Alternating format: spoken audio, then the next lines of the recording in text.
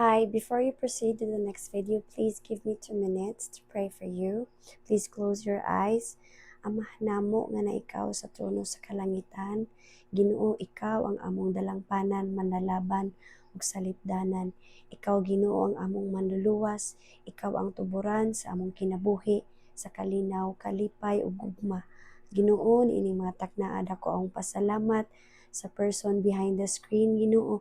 Ania kami nagapaabot sa among pangamuyo ug pag-ampo diha sa imong trono, Amahan. Ikaw magahatag kanamo ug kadaugan sa among mga katuyuan ug tumong ug mga plano niining adlaw, Ginoo.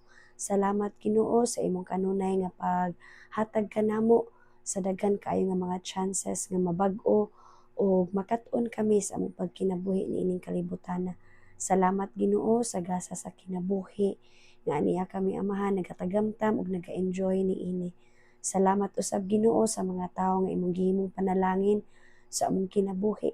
Salamat Ginoo sa mga panalangin nga among naangkon in a form of financial, good health, kalinaw ug kalipay sa amo nga pamilya ug sulod sa among panimalay.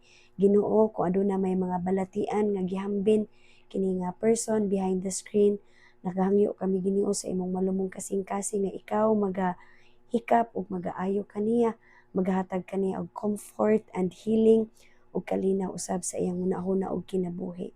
Proteksyonin siya Ginoo sa iya karon nga baka buhaton karong adlaw, sa iyang pagbiyahe, paglakaw ug sa iya nga mga problema Ginoo, hatagi og ka solusyon ang mga problema nga iya nga ginadala o padad-i siya og mga tawo Ginoo nga mo'y magatabang kaniya Amahan.